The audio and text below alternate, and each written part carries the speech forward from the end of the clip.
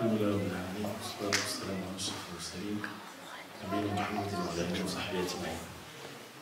Inshallah, we'll start with Sahih Al-Adab Al-Mufrad, as we do every day, reading some of the Hadith of the Prophet sallallahu alaihi wasallam from this book that Imam Al Bukhari rahimahullah, he compiled it for manners. It's different than Sahih Al Bukhari. This is called Al-Adab Al-Mufrad, in matters of manners. And he says,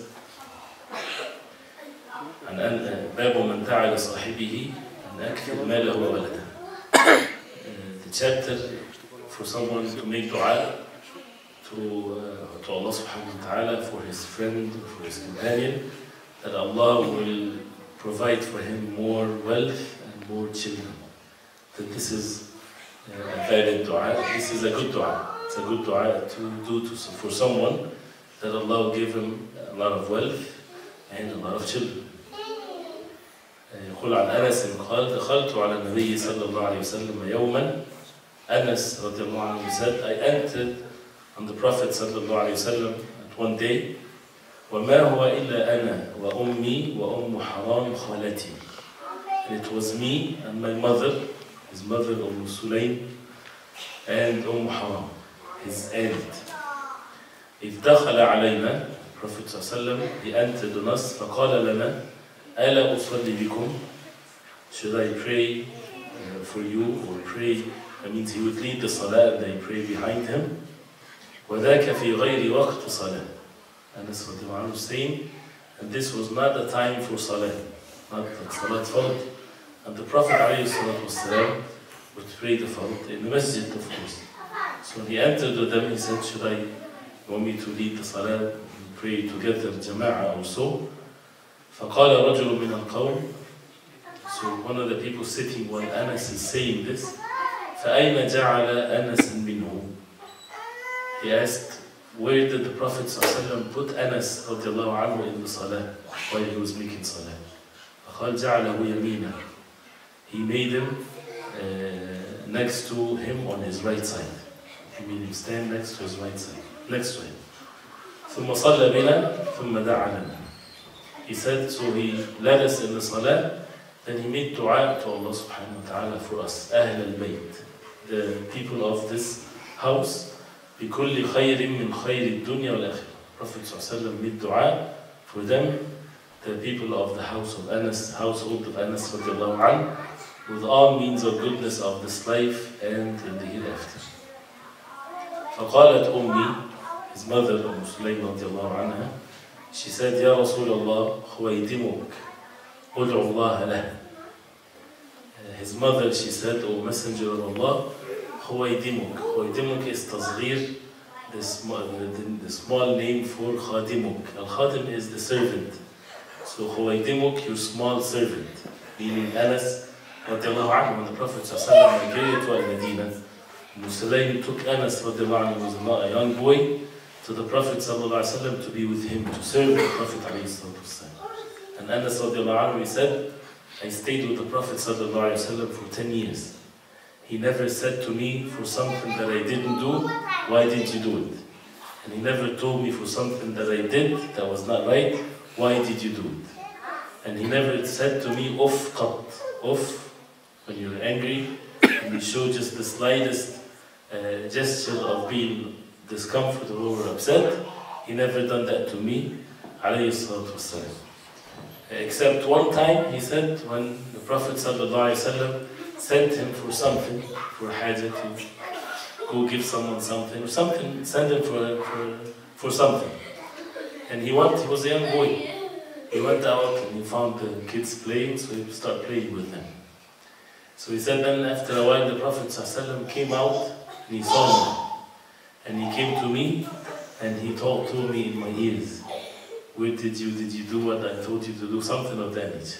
This is the only time that the Prophet ﷺ, said something to him to correct him. And as we said before, but I keep forgetting, but this is a subject that we need to, one time inshallah ta'ala, address. The family of Anas radiallahu anhu. This is a very interesting family. Anas radiallahu anhu, his mother Sulaym, her husband Talha ibn Ubaydillah, And there are some hadith that talks about this family and the things that they did together and individually. Very interesting family that for us we need to learn from them. Anas radiallahu anhu, his mother Sulaym, she made him the first words that he said when he was born. She kept on repeating this all the time for him till it was the first words that came out of his mouth is La ilaha illallah. Right? Not Baba, Mama, this and that, right? It was the first words La ilaha illallah from his mouth. So the Prophet and the Prophet ﷺ, I mean, what type of a family that is, that the Prophet ﷺ would go to them. And he would lead them in salah. And he would make dua to Allah subhanahu wa ta'ala for this household. The matters of goodness of this life and the hereafter, what level of deen and righteousness and sacrifice that they did. And with this, Sulaym, she found it an opportunity and to show the care that she has to her son. She said, O Messenger of Allah, your servant Anas, ud'u Allah lah, make dua to Allah subhanahu wa ta'ala for him. يقول فدعا لي بكل خير. Prophet sallallahu alaihi wasallam made dua for Anas with all means of goodness. وكان في آخر دعائه أن قال, he said, the last part of his dua, he said, اللهم أكثر ماله وولده وبارك له. Oh Allah, give him a lot of wealth and a lot of children, وبارك له, and bless them for him. Because to have a lot of wealth and a lot of children just like that, without blessing, without barakah, this can be a source of misery. So with having blessings, and of course the dua of the Prophet ﷺ is accepted by Allah subhanahu wa ta'ala. Anas radiallahu anhu lived till he was very, very old, and he had 120 children. He buried with his hand 60 of them. That means they died after age. He buried 60 of his children. Allah was blessed.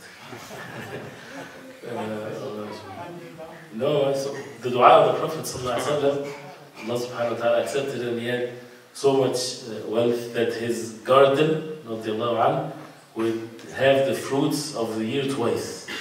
Not just in the same season, twice. All of this by the barakah, the blessings of the dua of the Prophet ﷺ.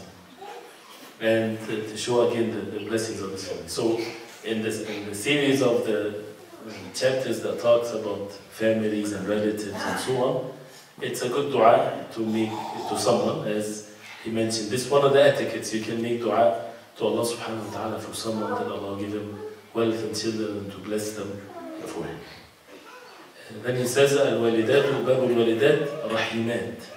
Al-Walidat here is mu'annath, which means the mothers. Rahimat, have mercy. Mothers, they have mercy. And this is usually a special thing for the mother. She has more mercy towards her child. And this is what the chapter is. He says, عن أنس بن مالك رضي الله عنه, he said, جاءت امرأة إلى عائشة رضي الله عنها فأعطتها عائشة ثلاثة مرات. A woman came to Aisha رضي الله عنها, and Aisha رضي الله عنها gave her 3 pieces of dates. And when Aisha رضي الله عنها would give her 3 pieces of dates, it's not like we are today. You give her, 2-3 bags of dates. This is probably all what she had رضي الله عنها in her house. And a beggar or someone would come to the house of the Prophet ﷺ, they would find 1 date in the whole house and they would give it to him, right? Regardless whether they have something for them or not. Aisha radiallahu anha, money would come to her after the Prophet ﷺ, and she would distribute all of it immediately. And as the incident that is well known, and she was fasting and she forgot the fact that she's fasting and there's no food in the house, nothing whatsoever. And at the time of Maghrib, when she asked her servant, why don't you bring something for us to eat? Because she was fasting, she said, we don't have anything. If you had kept some money, so that we can get some food with it. So Aisha radiallahu anha, she said, if you reminded me, I would have done so. Right? And this is how their life was, and these are the best people, by the way, that Allah subhanahu wa ta'ala chose to be the wife of the Prophet ﷺ, to be in the house of the Prophet ﷺ. So all of these favors from Allah subhanahu wa ta'ala is not to be rejected, but we have to be grateful to Allah subhanahu wa ta'ala, and the gratefulness is with the good deeds, and with being steadfast on the deen of Allah, and more of the good deeds and the charity, and so on and so forth. So when she gave her the 3 tamarat, تقول فأعطت كل صبي لها تمر. She gave each child with her a date. وأمسكت لنفسها تمر.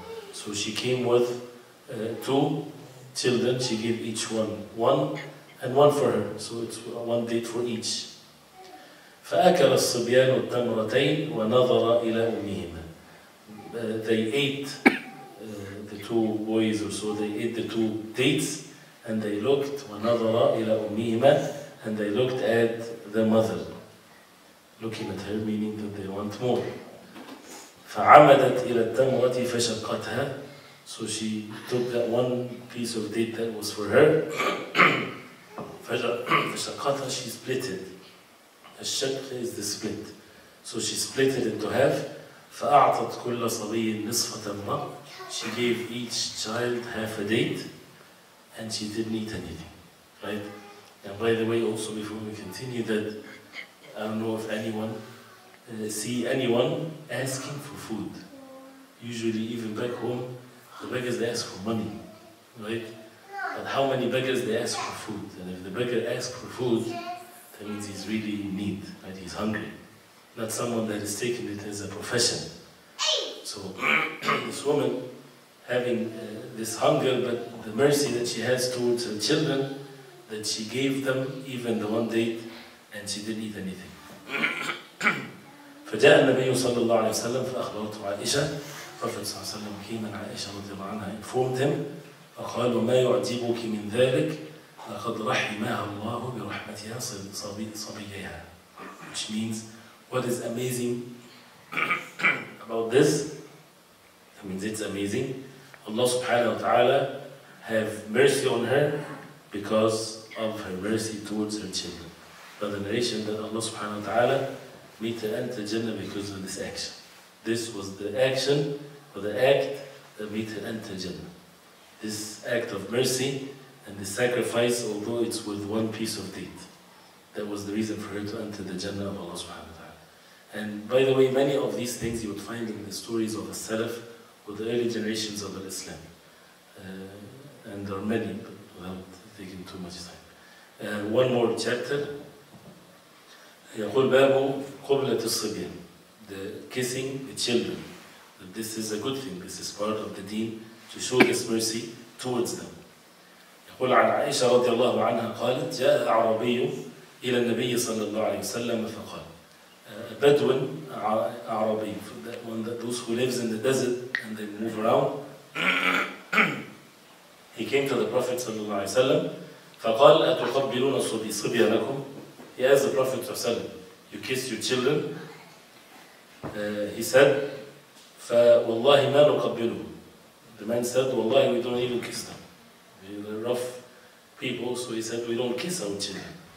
فقال النبي صلى الله عليه وسلم, the Prophet صلى الله عليه وسلم said to him, أو أملك لك أن نزع الله من قلبك الرحمة. I do not own anything for you that Allah took the mercy away from your heart. You don't have mercy towards your children. What can I do for you? You're a helpless case. But you have to, if you don't have this mercy inside of your heart towards your children. And it shows, of course, that the Prophet ﷺ used to kiss his children. That's something that we should do, right, to our children, and hugging them and kissing them. This is something that they have to be raised to see from us. And of course, it has a great effect. يقول عن أبي هريرة قال قبل رسول الله صلى الله عليه وسلم حسن بن علي وعنده الأقرع محابس التميمي جالس. Prophet صلى الله عليه وسلم, he was sitting and he kissed his grandson Hassan ibn Ali, and with him was Al-Aqra' al-Habis al-Tamimi sitting. Al-Aqra' he said, إن لي 10 من الولد ما قبلت منهم أحدا. He said, I have 10 of them, 10 children. I never kissed any of them. So فنظر إليه رسول الله صلى الله عليه وسلم. The Prophet صلى الله عليه وسلم looked at him, and then he said, ثم قال من لا يرحم لا يرحم. Very precise statement. The one, من لا يرحم, the one that does not have mercy, لا يرحم, he would not have mercy on him. Allah subhanahu wa ta'ala would not have mercy on him. Which is a statement that sums up many things. It's a principle in one's life. That as the ulama, they say, al-jaza'u min jins al-amal, which means the punishment or the reward for the same sort of deed that you do. If the deed is from mercy,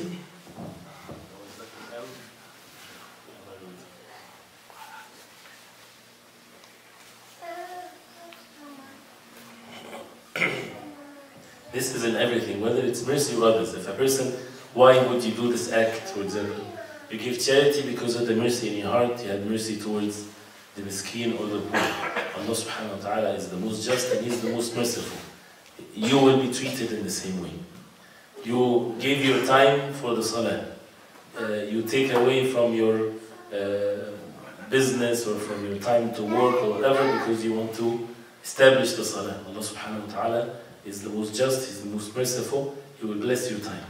You give time to read Quran, right? And you complain because there's no blessings, there's no barakah in time. But you give time to recite Quran. The more you give time for the Quran, the more that Allah subhanahu wa ta'ala will bless your time. And as we mentioned before, one of the early generations of Islam, he said he had a problem with time. His time was very tight, and we all suffer from this. There's not enough time for anything. There's no barakah in time. There's no blessings in time. He said, so I start reading the Quran more. And he said, the more I read Quran, the more barakah I found in my time. Till he reached the level where he would read 10 juz every day. He said, I found time for everything that I wanted to do. And this is something that is for real. And it's still today, it's something that has been tried, and it's always, never fades whatsoever. Of course, there are many rights in our life. If a person spends the whole day reading Quran and doesn't go to work, for example, doesn't fulfill the other rights, this is not permissible. But the meaning is, never have this struggle in yourself, that when you sit and read Quran, your will, your portion of the Quran daily, that should never be compromised, even if it's a small wird. But then each person according to his ability. If a person recites the Quran perfectly, right, perfectly reciting the Quran, he can finish 1/7 of the Quran every day, right, reading, or at least 1 juz a day if he reads the Quran perfectly. If he takes time reciting the Quran because it's difficult on him, anything, even if it's 2 pages, 1 page, whatever, but he would never pass the day unless he finished. And if something will pull you out or away from this, we should remember that the reward, that you will get more blessings in your time if a person would give something for the sake of Allah subhanahu wa ta'ala. So, man la yarham la yurham, the one that does not have mercy towards others, he would not receive the mercy from Allah subhanahu wa ta'ala.